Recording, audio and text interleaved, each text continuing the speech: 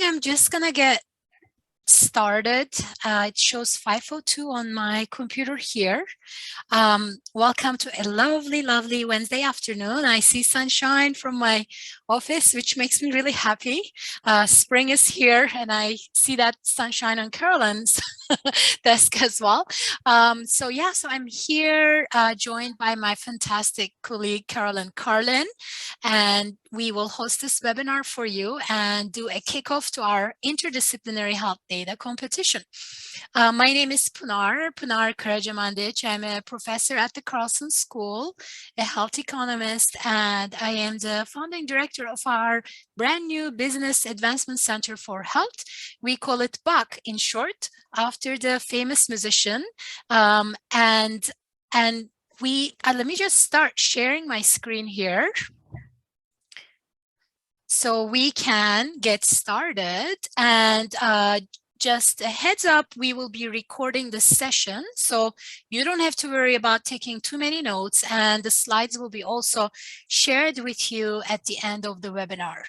And again, Carolyn Carlin is here, who worked very closely with our team in designing the data challenge for this particular competition, and you'll hear from her shortly. And before I go any further, I also would like to thank Kim Choik, who's the program manager of BAC, as well as Nathan Jones, who is the graduate assistant for BAC, for helping put together a fantastic program. I'm really excited about this competition. So just to give you a little bit of an overview, this idea and the competition started a couple of years back in the middle of the pandemic. That was the time when we actually switched from in-person to virtual. And then we saw that virtual actually works. Not bad, so we're going to continue. So 2020 was our very first health data competition. And our goal with this competition has always been to promote interdisciplinary dialogue, conversation, and collaboration to use data as it relates to healthcare, and that addresses the challenges in healthcare. Our first year, we actually had an exploratory analysis of prescription drug data from Minnesota. Last year in our second event, we looked at data from some of the federal data as well as some other data, looking at the impact of COVID in communities and health disparities that it causes. In these competitions, students basically explore complete an exploratory analysis of a specified data set that we introduced. So you will hear about the data set for this challenge shortly. And the idea is to define some interesting research questions, and innovative solutions, and use your insights from statistics, data science, analysis, and the methodologies that you're learning.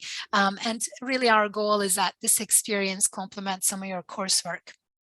Again, this competition is led by the Business Advancement Center for Health, BAC, but it is a true collaboration with multiple different groups at the university, College of Pharmacy, other groups in the Carlson School of Management, our Information Decision Sciences, and the Master in Business Analytics faculty is part of this. Our Strategic Management Entrepreneurship faculty is part of this.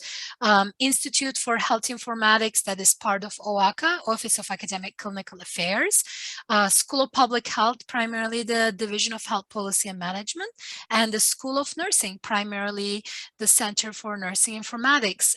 We have faculty across the board who help design and execute this competition. So many thanks to everyone.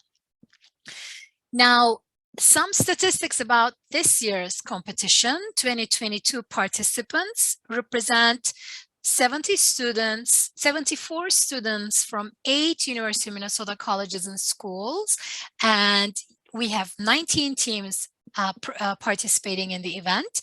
Again, these are the colleges listed: Carlson School, College of Food, Agricultural and Natural Resources, College of Pharmacy, College of Science and Engineering, Institute for Health Informatics, Medical School, School of Public Health, as well as School of Statistics. And as interdisciplinary as our students are, we have done a great job recruiting about 15 or 17 judges, both for the first round and the second round of the competition, representing some University of Minnesota faculty as well as industry experts from a variety of industry organizations, Bind Benefits, Harvard Medical School, Healthcare Coast Institute, Ideal Healthcare, Mayo Clinic, Optum, and Optum Labs, RTI International, United Health Group, Unite Us, Komodo Health, and M Health Fairview. So another interest of ours as from the faculty side at the University of Minnesota is that your work get exposure to a wide range of audiences, and our judges always get really excited about the projects that they see, and some of that collaboration actually goes on even after the competition, which we find is really, really nice. All right. Sorry. Okay, so one thing that I want to talk about is the requirements. Did I skip a slide? I wonder. Okay, no, never mind. So requirements of the competition. So you will be working on your projects starting today as soon as we can announce the data challenge, and your project submissions are going to be due March 27, 11:59 p.m. Central Time, the magic just before midnight. So you will be actually preparing 3 different types of deliverables as a part of your competition submission. We will need a 1-page executive summary of your project. We will need a slide deck, a maximum of 20 slides, which is going to outline your team's project, your approach, your question, your methodology, and your findings. And we will need a voiceover recording of your presentation. Basically think of this as like a presentation you would do on Zoom, just like us, with several of your team members. You could record that, or you could record it on VoiceThread. There are different resources that are available, which are going to be in your Google folders, which you will have access to. So there will be a first round of judging after March 27 with a set of judges, and then the judging scores will identify top scoring 5 teams. Those top 5 finalist teams will then present their projects on live, again, virtual live, synchronous, to judges on April 5th at 4 p.m. And this will be a separate group of judges, 4 or 5 judges, most likely 4 at that point. And this presentation will be 20 minutes per team with 5 minutes for Q&A from the judges. And it will be open to public. Anybody can join in and listen in to that group. So please put a hold on your calendars for April 5 at 4 p.m. for this finalist event. Even if you are not one of the top 5 teams, it's also really nice to kind of hear other teams and their experiences and their projects. All right, now I pass it on to my colleague, Carolyn Carlin, who will talk about the required data set. And Carolyn, just give me cues so I can move the slide deck. Yeah, sounds good. Thank you. This is an exciting thing. I hope noticed on the previous slide that only publicly available data is allowed. So we have a required data set that you need to use, but then you can match that required data set to any publicly available data to flesh out the picture and to answer more interesting questions.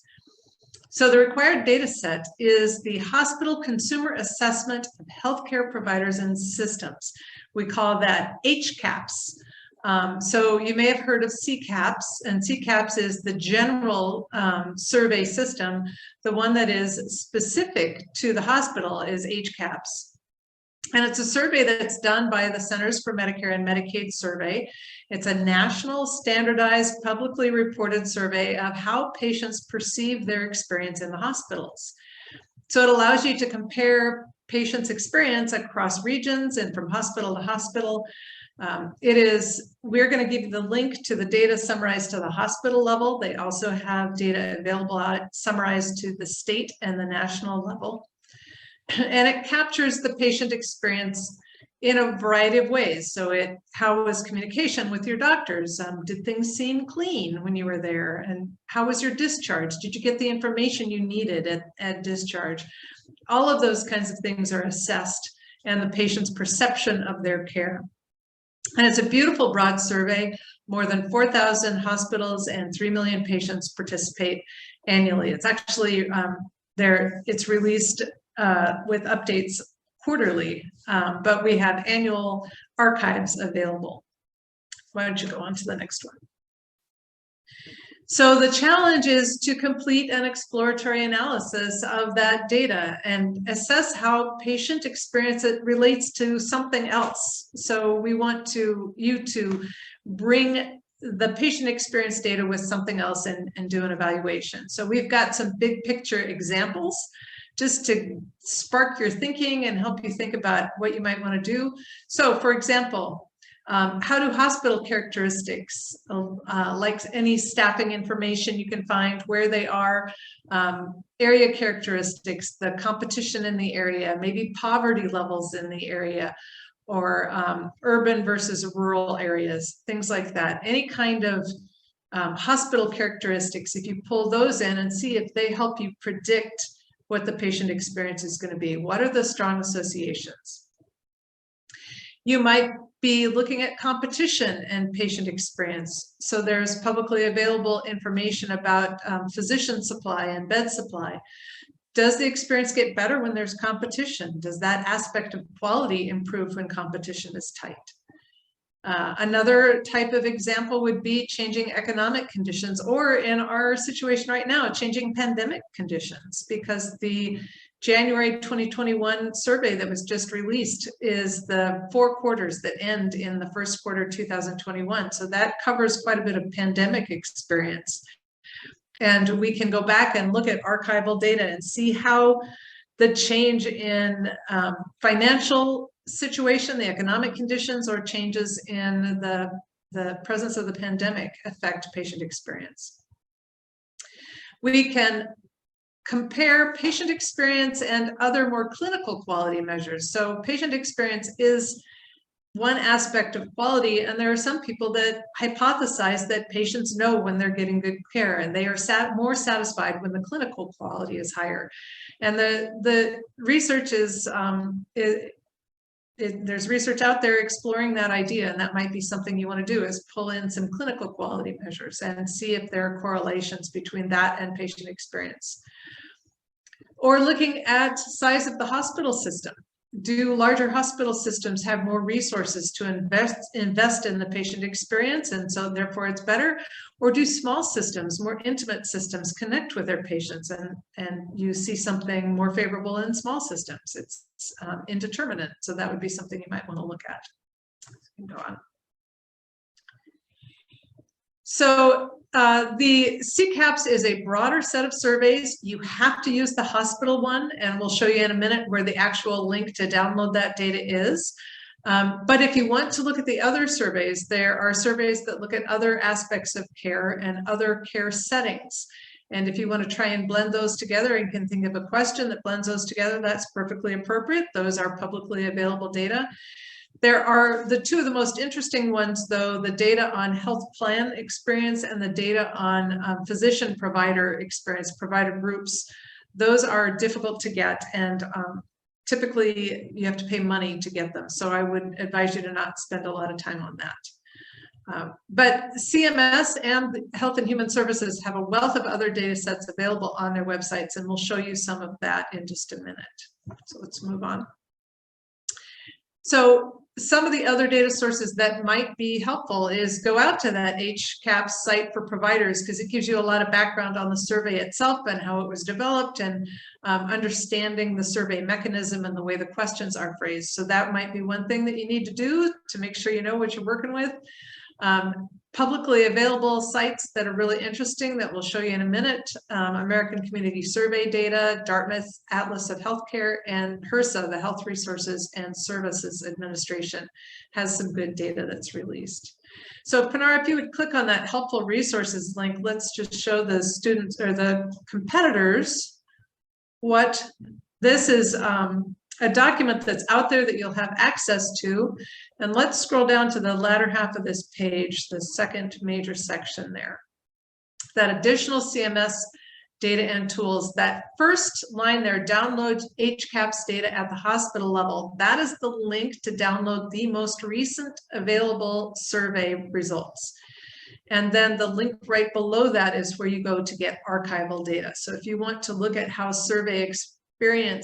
patient experience has evolved over time, you'll want to go back and get some archival data as well. So it depends on whether you want to take this with a cross-sectional approach or a longitudinal approach. And then there's just some general links. If you go to the top of the next page, in the same segment of the website where that hospital experience, the patient experience data is, so where that link is, there are actually 68, I just checked this afternoon, there are 68 different hospital files. Some of them are the HCAHPS data summarized at the state and the national level, but there's all this other data as well.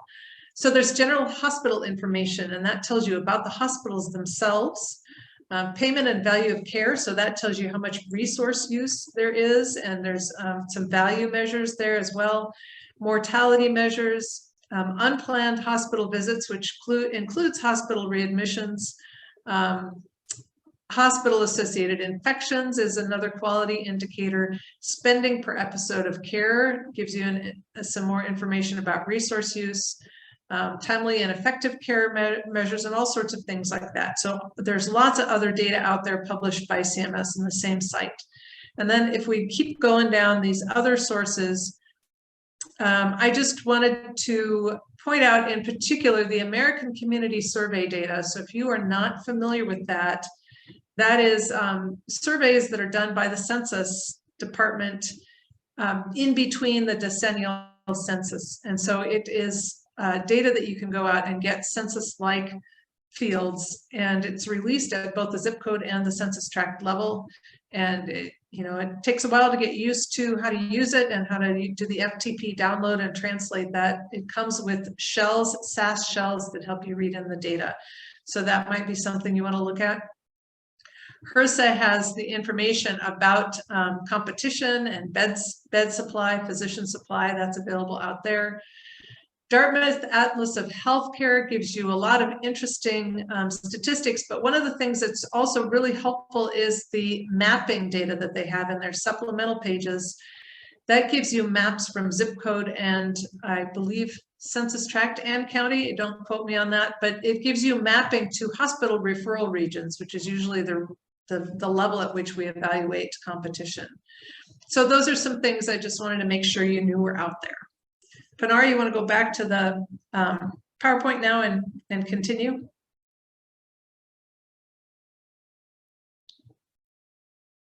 Are you able to see my PowerPoint back again?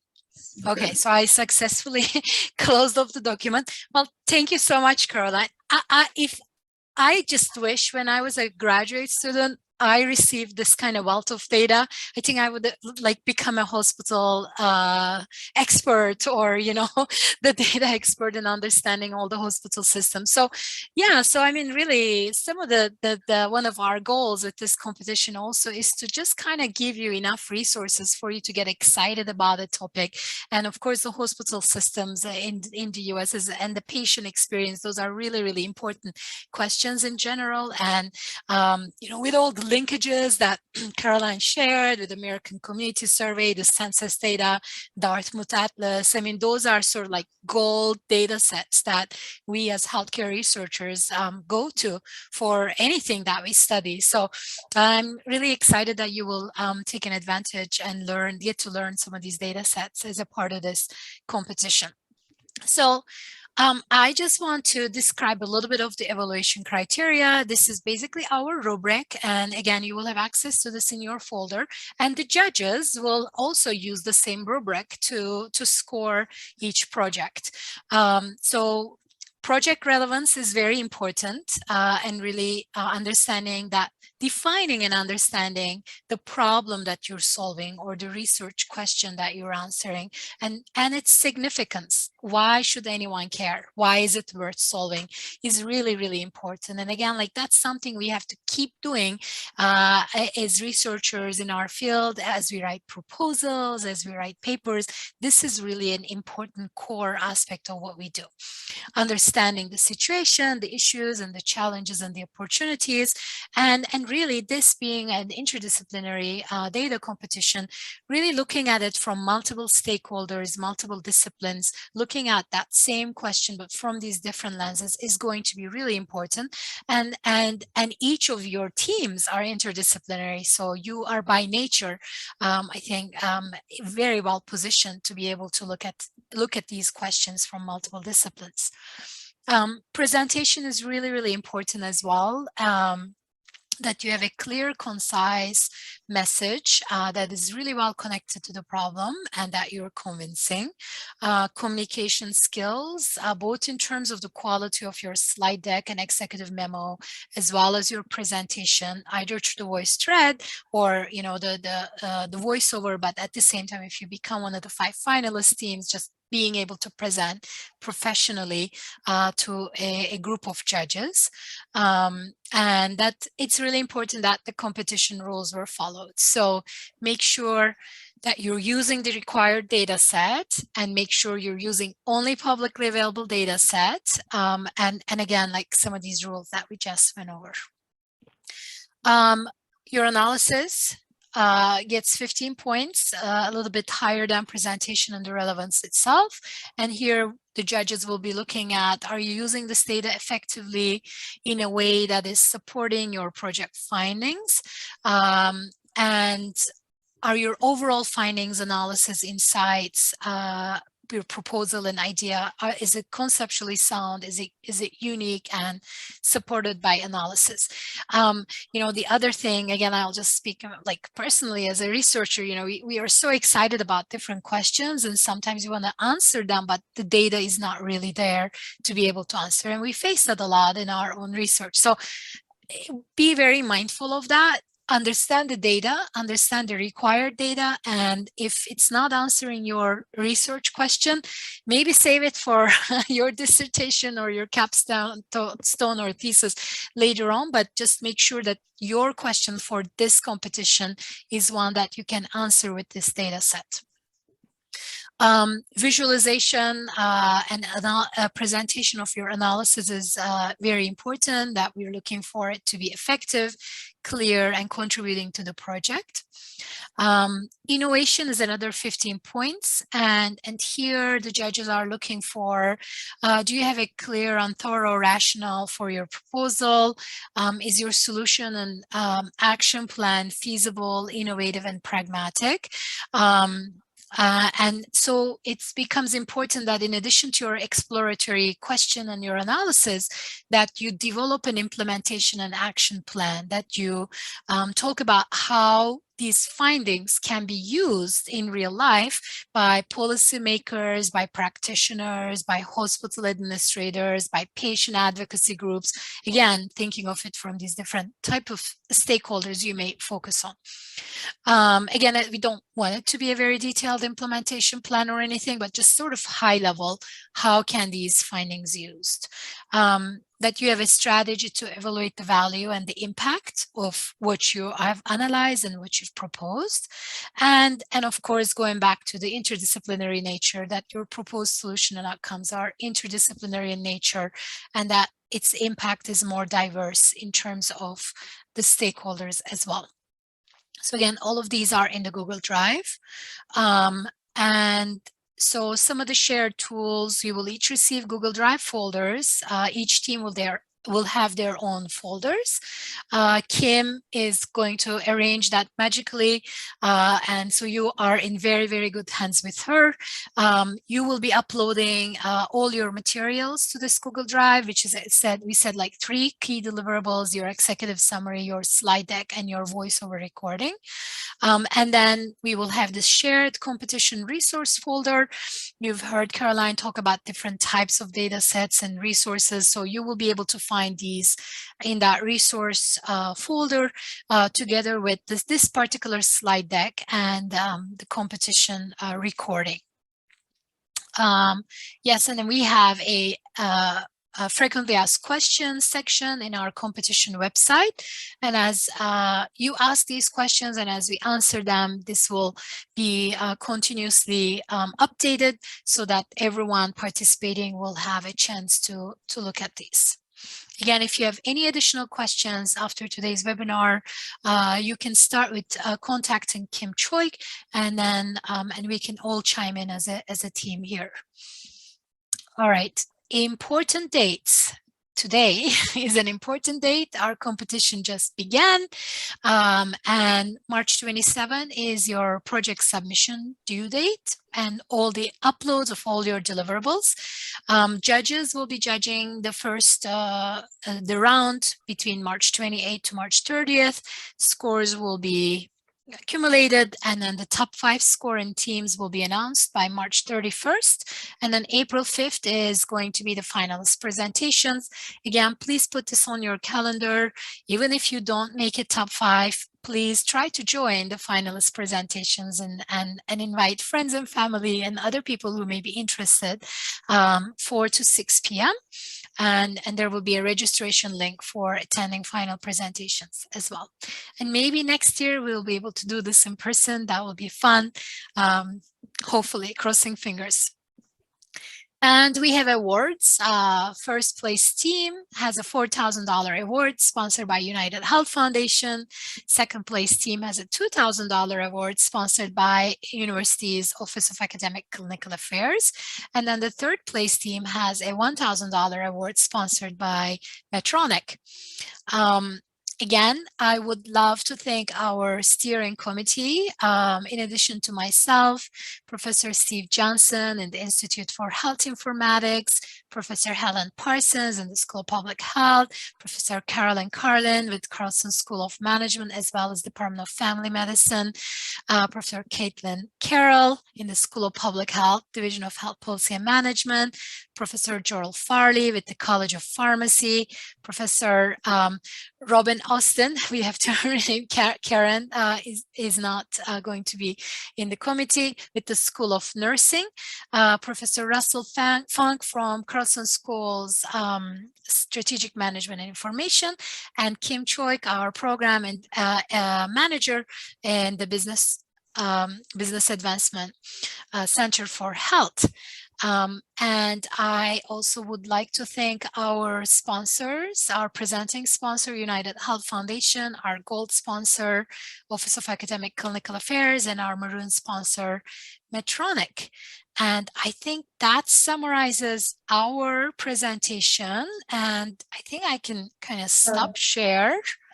Kanara, I just want to, there is a question in the Q&A, and they were asking where things would be posted. And I think that got answered through the presentation, that the PDF of the slides, and I assume the link to this video will both be posted in your Google folders. Is that correct? I believe that is correct. Kim, if you wanted to chime in. Yes, that is correct. And I will also email all registrants tomorrow morning with the links and the slide, PDF of the slide deck as well. There is another question that says, can we use data from companies, or are we limited to government sources?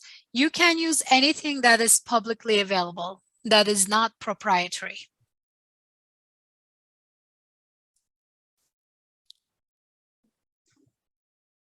So if that company data is in public domain, you can use it.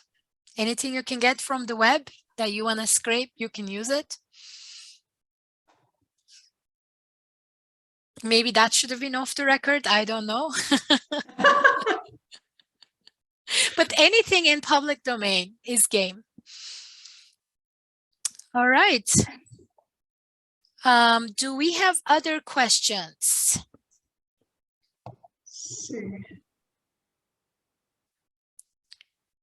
Going once.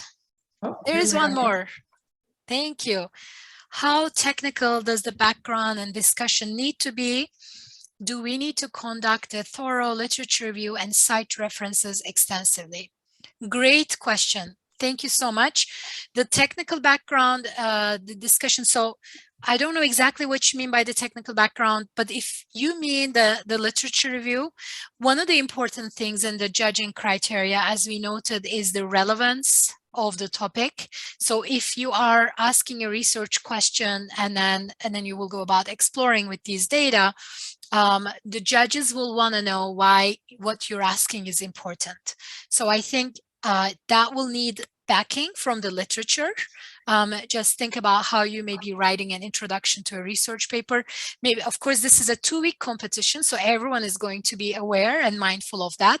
But I think the extent to which you can use the literature to make a point of why what you're asking is important and relevant is important. Citing references, absolutely very, very important. And whenever you're using references, please cite it. And I always share with my students, even in their regular papers, that you can use a citation software so that all your references are cited nicely and consistently. Like some software are free of charge.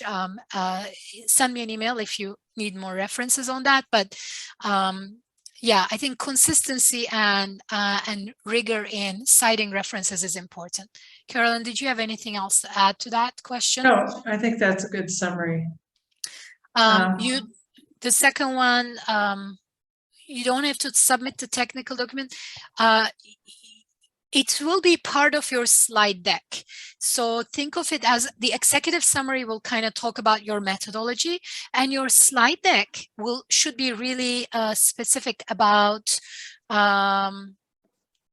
you know, what is the data set, how are you measuring the outcomes, what are your explanatory variables, what are your exposure variables, what is the statistical analysis that you're running. So think of how you would write a paper again, the methods section of your paper. Again, that will be represented in a slide presentation. Again, Carolyn, you want to chime in? Yeah, I think making sure that you really think about the methods as well. Don't just, you know, I know some of you I know that there's some statisticians here and there's some people that are experienced in this kind of analysis, but let's make sure that the methods are appropriate to your question. And so just want to make sure you get good guidance on that. Yeah. The third question, Kim, may I have you chime in? Because I believe they are posted, some earlier submissions. Yeah, I don't believe we have the links from previous years' recordings on the website. I can see if I can get those added. On the competition website, there is a link to past competitions. And so it gives you, you know, at least the title of the project, and I'll see if I can track down the actual recordings. And if I can, I'll get those added to that site then as well. Yeah, or if we have a recording, Kim, of our finals from last year that we could post on the shared resource. Yep. That's what I'm referring to. So we can. Yeah. So I can get that added tonight or tomorrow, so that can be used as a reference. There's a question on how many finalists will be invited to present. 5 teams will be invited to present, and again, some of the things that the judges are looking is the presentation quality and the communications. We encourage, especially the final judging, the finalists, and you know, and as you've seen, we have a lot of industry judges as well as academic judges. The more voices you can share from your team is better. So I think it works so much more effectively. If you're a team of 5, have all 5 of you participate in that voiceover rather than just one person kind of summarizing for the team. It's not a requirement that we put per se, but that would be my strong suggestion. But 5 teams will be in the finals.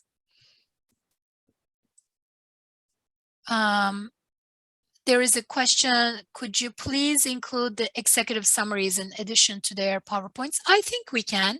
We should be able to do that. Can Sorry, we, Kim? For clarity, is this, I'm assuming this is in reference to past years finalists. Yep, yes. Yep, I have all those, and so I can include links to those as well. Yeah, just the top 5 teams. Yep.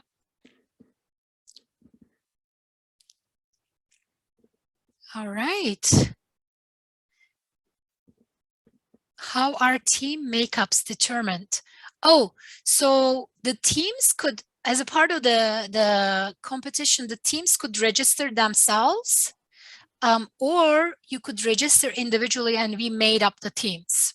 And if you registered yourself, you had to have at least 2 schools or departments represented as a part of your team. That was our key criteria, and really no other criteria other than the competition is open to all University of Minnesota Twin Cities graduate and professional students. If you just individually submitted to be part of a team, we just decided we made up the team in a way that we wanted to make sure that there's enough representation in each team. Kim, do you have any other thoughts to add to that? No, I think that summed it up nicely. We tried to have, for those individual submissions, tried to, do our best to place on teams that had more of a, with someone who had a nice data analysis perspective, maybe more of like a medical health, direct health industry perspective. It really depended on who did register as an individual as well. So we did our best to try to, kind of diversify all those teams.